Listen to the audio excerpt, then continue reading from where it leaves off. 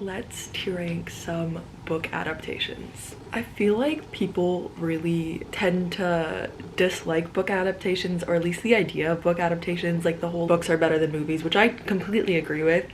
But as a girl who gets really obsessed with things, I love a good book adaptation. Whether it's horrible or really good, like I will sit there and watch it. Just being in the world of these characters a little bit longer always makes me so happy. So I've seen quite a lot of book adaptations in my lifetime, and I thought I'd make a little video ranking them because some of them are genuinely just bad and I would really not recommend, whereas some of them are completely iconic and amazing. And there's even a few, I don't know if a few is a stretch, but there's one that I'm thinking about specifically in my head that is better than the books by my humble opinion. Why not get into a little bit of my tier ranking? First off, let's get into my different tiers that I have. We have Think About Her Daily, which I fear is a little bit self-explanatory, like genuinely is constantly just on my mind, even if I've watched it, read it, all of it like years and years ago. I rewatch it frequently. Then we have 8, which is just like we love her. We love her. She's not like, I don't think about her daily, but I am like, oh, that was done well. Then we have She Stuck to the Plot. You know, maybe she didn't actually stick to the plot, but she's like a mid-range, you know, she hit the plot points. I don't feel like she really went above and beyond in any way, but like it's not a bad per se, just didn't really stick out. Then we have That Was Made ... You know, it was a choice to make that. It was a choice maybe I don't agree with, but hey, it was made. And then we have Who Approved This, as in they really went along with the script, the casting, the acting. They made that whole movie and decided, yeah, actually we're gonna put that out. So I do have a few that I'm already looking at that I'm like, who approved this truly? Let's get straight into it. Okay, first I thought I'd start with a childhood favorite, and that is The Bridge to Terabithia. Okay, here's the thing. I never actually read the book. I didn't know it was a book when I was a kid, but I'm sorry. The way this movie, I don't even know if I've ever cried as much as I have to this movie.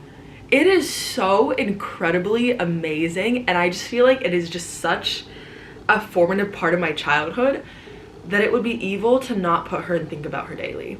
Like, it is genuinely just so good. Like, I love The Bridge to Terabithia.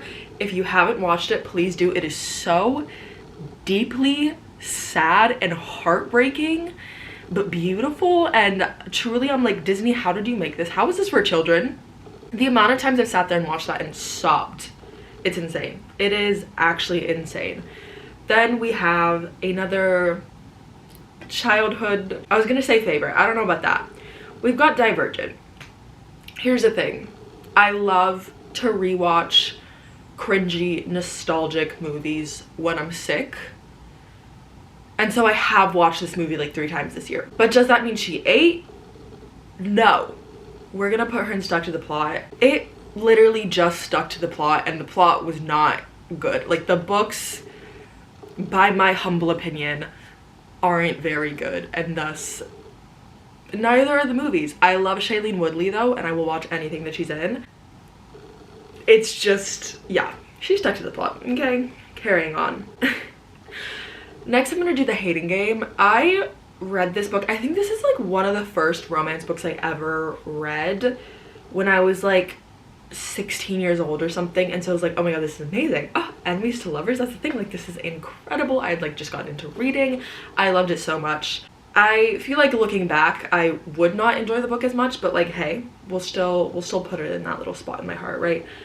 The movie, That Was Made. Okay, you know, she did stick to the plot, but it was bad. I do think the plot points of the book itself don't lend the best to a film, just because it makes it even more cringy seeing it on screen. Like some of the elements, like her getting sick, the paintball, the Smurfs, it just adds an extra level of cringe when you see it, because when you're reading it you're like, I can distance myself, I can believe like I didn't just read that. If you're watching the movie, it is right in front of your face. So yeah, That Was Made. That Was Made. Narnia. I think I probably read the books when I was really little, or like had them read to me, but these movies are just so deeply iconic and amazing and done so well. And I love that Ben Barnes is in every book adaptation ever, so she ate. I'm sorry, you can't say that Narnia didn't eat. It is literally like the childhood nostalgia movie, and on top of that, nostalgic book adaptation film. Then we have The Kissing Booth. You know what? Here's the thing. People, including myself, hate on this movie a lot, okay? No, look at me. Look at me. You know, I get it. I do get it. I really do. When you put it up in the same world as like To All the Boys, like one is clearly better than the other. And I would not by any shot say that this movie was good. I also didn't read the book. It's another one of those like Divergent that I just like love to cheesily watch when I'm sick. But I think I might have to put it in That Was Made, just because like truly like there are some lines where I'm like not who approved this level, but like ooh, you know what I mean? Complete 180. We have Little Woman, the 2019 version. I haven't seen any of the earlier ones, but I absolutely adore this movie. It is not like one of my all-time favorite movies. I feel like I need to watch it more, honestly. Like I feel like it would be one of my all-time favorite movies if I watched it more, but like I see the edits. I love the cast. I'm sorry, Florence Pugh, Emma Watson, Saoirse Ronan, Timothy Chalamet, like they ate the casting so well, and they just did so good with this movie. The themes, the scenes, like they were so spot on with the wording and the lines and the way that they showed this. I mean, like, what is her name? Oh my god, I can't remember the director's name right now, but like she's incredible. Greta Gerwig, you are a genius, and she did this movie so well, and so she ate. We're gonna do another like fantasy sci-fi dystopia moment from our YA childhoods, and that is The Mortal Instruments. And I'm talking about the movie, not the show. I did not like the show. I watched like a few episodes. I think the casting just compared to the movie did not eat.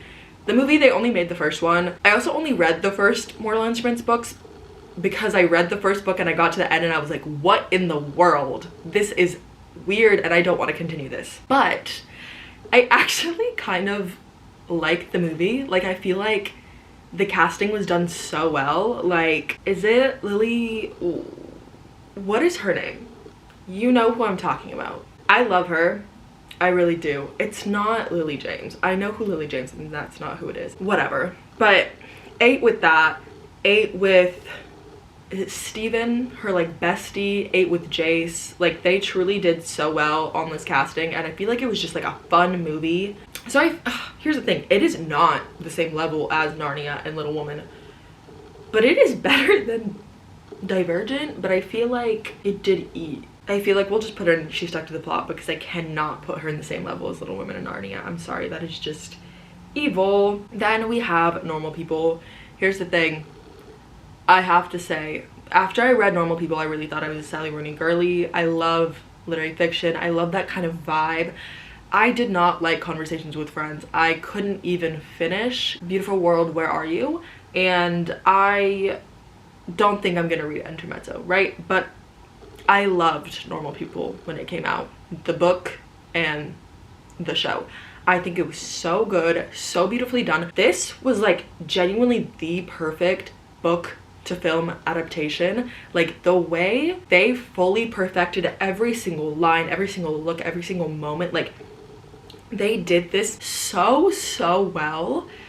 I can't, like I love it so much. And so we're gonna put her in 8. Like I just think it was so good, and honestly I feel like I'm staring at my Normal People copy over there, and I feel like a reread needs to be done because that was so good, and I fully read the book 5 years ago. Then we're gonna do a little back-to-back moment of Percy Jackson the movie, which was so bad that they only made the first 2, right? Here's the thing, I love the Percy Jackson books, and as I said at the beginning of this video, I just get obsessed with things. So I was very happy when these movies came out, and I love them even though they are inaccurate and just don't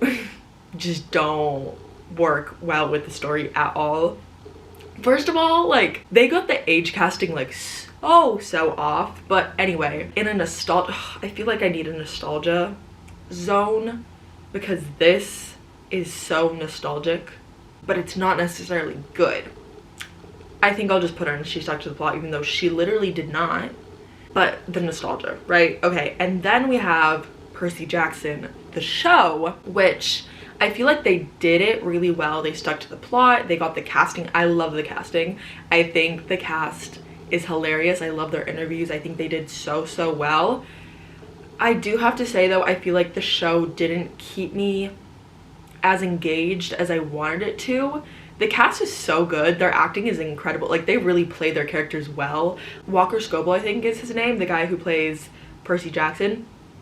Incredible. Like, he is Percy Jackson. He is hilarious. He's witty. He just like throws up the funniest, just like out there lines. Does it so well, right? But I feel like the show just personally, and I feel like actually everyone that I've talked to, it's just, it didn't captivate me as much as I expected it to.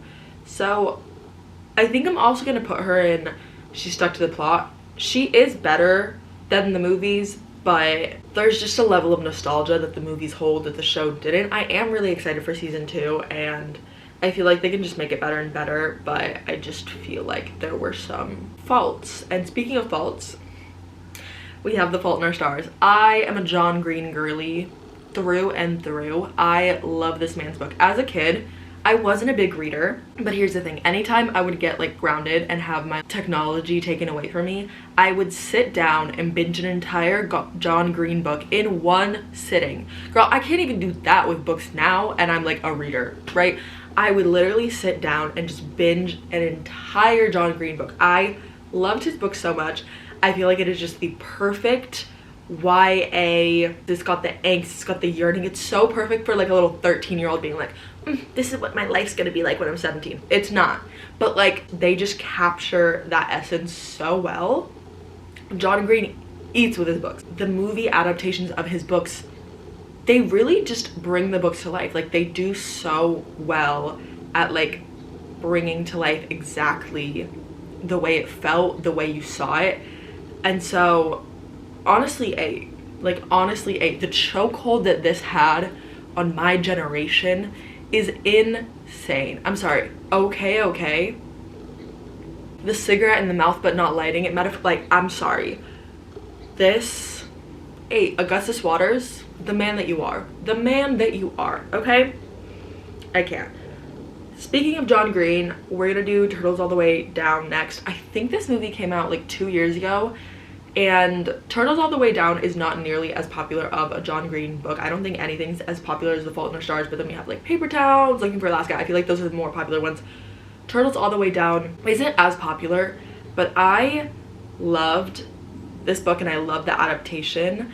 I just felt like it really held true to the way that OCD like impacts people, impacts teenagers. I just thought the relationship issues that unfolded and the way that her mind went were just really beautiful, and I really liked it. And I love like the little fun just like teenager things that were happening. I do really like this, and I think she also ate. She's obviously not as nostalgic and generation chokeholdy as The Fault in Our Stars, but this movie did eat. I really like it. Next we have The Picture of Dorian Gray. I think this is I don't remember what version this is, but it's the version with Ben Barnes. Like, I don't remember what year it was. Guys, The Picture of Dorian Gray is like my favorite book ever. This movie's awful. This movie is so bad that I fully watched it and completely erased it from my memory to the point where I thought I had never watched it, and I had talked about it for years being like, oh yeah, I've never watched the movie, like I totally should, but I feel like it's obviously like bad, like I've like seen clips and stuff, but like, and then I rewatched it and I was like, oh my god, I've literally watched this entire thing, but it was so bad that I erased it from my mind. It didn't even stick to the plot. It really didn't. Also, that ending, like what it was so done wrong, but also like the cast was incredible, like personally incredible. It had Colin Firth, okay? It had Colin Firth and Ben Barnes. They really could have gone well. Some of those scenes though like live rent free in my mind, but I can't. honestly, like, who approved this? But you know what? It wasn't bad to the level of who approved this. It wasn't. It wasn't. Okay? I'm gonna say that was made. Ugh, but it's like really bad. Okay, that was made. I don't, it's my favorite books though, so I can't diss it that bad. Then we have Heartstopper, which is just a sweet, lovely little graphic novel series that is turned into the most beautiful little show about love, queer friendships. I just think it is so precious. I love that in the show they have like actual little graphics that Alice Oseman made to make it look like the actual graphic novel itself. It is so cute, like the little like transitions and the leaves falling everywhere. I love this show. I love the books. The books are better than the show, but like the show is just, it's so cute and like lovely, and I love like seeing it come to screen. I don't think about her daily. I feel like the books just live a little bit more in my heart, so I think I'm gonna say I'm surprised that we haven't had more things about her dailies yet, but like I guess we haven't gotten to my heavy hitters yet. Maybe I should add in a few heavy hitters. Harry Potter, here's the thing.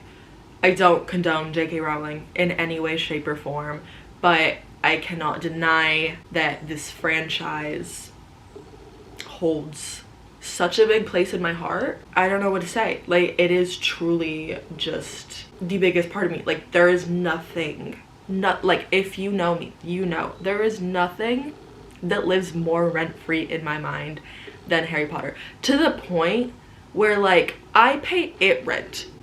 I'm like, please leave. You are literally taking over my mind 24/7, and I need to breathe sometimes. Like this, the way Harry Potter is literally in my mind constantly. So yeah, I think about her daily. I don't even think about her daily. I think about her every second of every day. The films and the books, okay? The films and the books. Were they perfect book to screen adaptations? No. Not at all. Not at all. What did they do to my sweet darling Order of the Phoenix? Okay, what did they do to that? They shortened the second longest book into the shortest movie of the franchise. There was so much in that book and they took out so much, right? But they're just so nostalgic and so fun and so captivating and cozy and like love. Okay, then we have My Oxford Year, which just came out I think last month or this month. And here's the thing, I think Julia Whelan, the author of the novel that this film is based off of, is a very underappreciated author. I think her writing is very lovely. I really liked reading My Oxford Year. She was originally a audiobook narrator, and then she has now written some of her own books, like Thank You for Listening, which I think is incredible and I think everybody should read, and also My Oxford Year. And I really liked that book. The movie was just so bad. Truly, I'm gonna say who approved this. They did indeed stick to the plot, but I just really dislike this movie. Cinematography wise, it wasn't bad. Script wise, they destroyed it, okay? Acting wise, it did not hit, okay? I just feel like, oof, I don't know. I just really disliked this adaptation, okay? Then we have Hamlet. I think this is the 1996 version. There have been a lot of movie versions of this. This specific one, it has, I think it was also directed or produced by Kenneth Branagh, but he also plays, does he play Hamlet? Or couldn't tell you. I think he plays Hamlet, right? I'm not completely insane. Yeah, he plays Hamlet.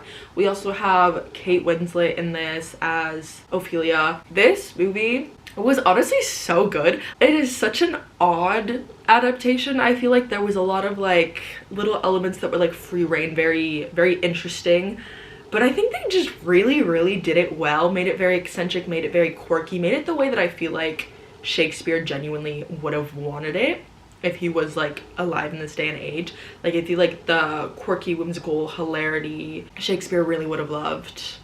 And yeah, I think this movie, this adaptation was so good, was so fun. We read and watched it in my 12th grade AP English Lit class, and it was honestly so fun. I really recommend it. Then we have Pride and Prejudice. I'm just gonna straight throw her into Think About Her Daily. I'm sorry. Is there anybody who has watched this movie and does not think about her daily?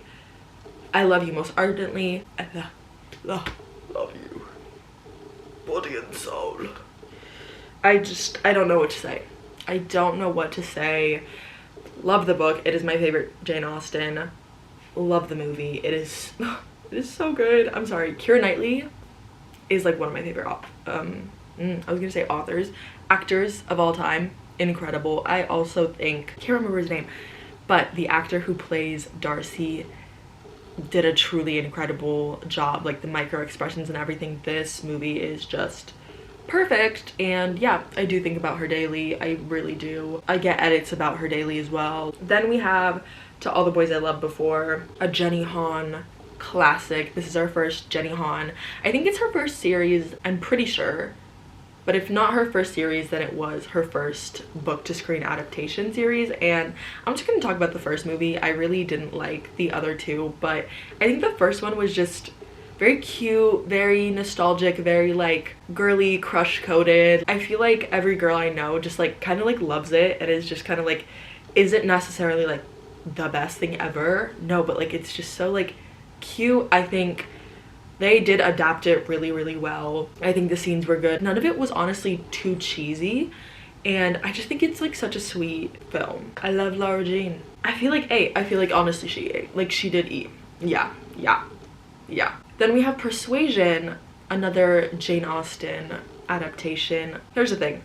Dakota Johnson is indeed my favorite actress of all time. This movie was bad. Okay, this movie was bad. I saw what they were trying to do. It was so bad. I also don't like Persuasion the book. I have to say, of all the Jane Austen, she's my least favorite. I didn't really feel the chemistry between the leads. I feel like it was just, she was very short. She's by far the shortest Jane Austen. Just not it. And they cut out even more in the film and just kind of made it a little bit odd. I feel like they didn't give a lot of context to most of the parts. So I'm kind of gonna say who approved this. Like whoever approved this must have just been like trying to get it through as fast as possible because they really cut out just like so much context. Next we have The Hunger Games. I'm talking about the whole first like 3 books 4 movie franchise, right? Obviously I have said there's nothing that fills my head more than Harry Potter, but this comes in such a tight second place. The Hunger Games franchise is the most incredible thing like literally ever made, because here's the thing. Suzanne Collins is an icon. The way her mind works will never make sense to me. Like she is just so intelligent. The way that she ties little, you know what, I could talk about this for far too long, but the way that her mind ties in so many little details about real life, because her dystopian books are clearly a reflection of our current state here in the United States, right? They are just so well done, thought through, every little moment and tidbit, and it's just so incredible. I think it is the perfect YA story because I think children need to be shown this at young ages to understand that like this is not okay and that this is the way that the world works. I really think it is just like the most amazing piece of media ever created, and the movies do it so well. They do it such justice. I obviously have to say there are some parts that they left out that have me sad, annoyed, whatever. Like specifically in the first Hunger Games movie, the mutts, if you know, you know, the eyes. There are a lot of things that they didn't put in. I feel like people wouldn't have understood them enough for the amount of probably like money that they would have had to put into it or time. But I just think that this franchise is so incredible, and I do honestly cry about it like every single day. So yeah. Then we have The Ballad of Songbirds and Snakes. I have recently found out that a lot of people actually did not like this Hunger Games prequel. I think it was amazing. I think it was such a necessary prequel book. I think it did so much to the world, so much more to like understand the inner workings of the capital of the system, and especially with the new Sunrise on the Reaping book coming out earlier this year, I think that the Ballad of Songbirds and Snakes was completely necessary because a majority of what occurred in Sunrise and the Reaping would have just flown over people's heads. With that being said, I think that the adaptation left out a lot. The book was really thick, and I just feel like there were a lot of things that were just sped up, moved past too quickly, especially from one specific part of the book. With that being said, I'm gonna have to put her in. She stuck to the plot. I think the cinematography was great. I think the acting was great. I just feel like it maybe needed to be 2 movies to fully get the point across and all the very important details. Because that's what I love about Suzanne Collins' writing, is just the attention to details that she puts. And I do feel like with this book to screen adaptation, they had to remove a lot of those. She's gonna be in She Stuck to the Plot, okay? I did love the movie though. I think it's a great movie, but as a book to screen adaptation, she was just kind of lacking. Then we have Daisy Jones and the Six. I never actually read the book. I really want to, but like guys, this show was so good. Give me anything with Sam Claflin in it and I will eat it up. I'm sorry. Finnick Odair, yes. First of all, I've heard nothing but amazing things about the book, but I just feel like the show was done so well. I did hear that like there were some like important scenes or important lines that were left out of the show, but that people still loved it anyway. And the way the message was conveyed, the way everything was filmed, the acting was great. I really liked the casting, that it wasn't a bunch of big names. I think it felt more true to the story. I just think it was incredible. I also listened to the album that was made by this literally fake band constantly. Like, it was, I think, 2-3 years running now since the show came out. The band Daisy Jones and the Six has been one of my like top 5 on Spotify Wrapped. So yeah, listen to them literally constantly. I'm obsessed with them. Ooh, she did not stick to the plot. She ate. You don't understand. Okay, then we have Beautiful Boy. This was originally a memoir and then it was turned into a movie. I did watch the movie first because I don't think I originally knew that it was a memoir, but I have since, I think like literally immediately after I read the book. It is just so incredible and heartbreaking and touching. The cast did such an amazing job, even though Timothée Chalamet and Steve Carell are such like big names in Hollywood. Having them as the main actors really didn't take away from the message. I feel like a lot of times you see actors in a certain light and so you can't necessarily see them as their character, but I think they just did it so well. It is such a difficult, just important message to get across, and I feel like it's just very difficult to correctly do this, especially since it is a true story and a memoir. I just think they did such an incredible job. I literally, the night after I finished the movie, I had a dream that I was in this world and I was sitting down with the little sister of the main character, and we were just like talking about how her brother loves her but he can't really be there for her right now, and it was literally so heartbreaking. I woke up crying. it was crazy, but it is truly just such an incredible film and book. And yeah, I think it ate. 8 feels like the wrong word for such a beautiful movie. It's so good. Then we have Shadow and Bone. Okay, Leigh Bardugo is truly one of my favorite authors of all time. I think her writing is incredible. I think her stories are incredible. There are very few series that I love more than the series within the Grishaverse, whether that is Shadow and Bone, Six of Crows, or King of Scars. I can never remember if King of Scars or Rule of Wolves is first. I think it's King of Scars first. I think so.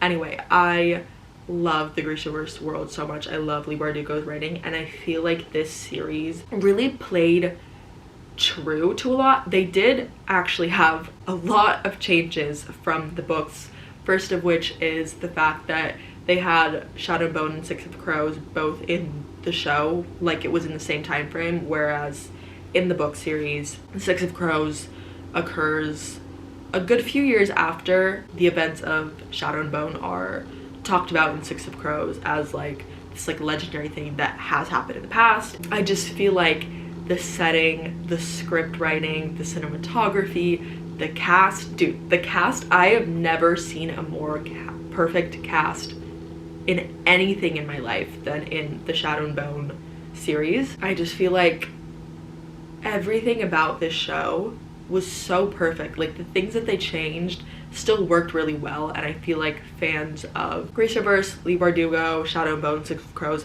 still love this so much, and I am one of those, and I am one of the many heartbroken that Netflix canceled the show, even though it is like the best show literally ever, and I truly think about her daily. I love that show so much. Last but certainly not least, I feel like in this moment on the internet, I feel like this is a good one to end off on, and that is The Summer I Turned Pretty. I'm gonna put this here just because I need free hands for a second because of the amount that I need to talk about this show, right?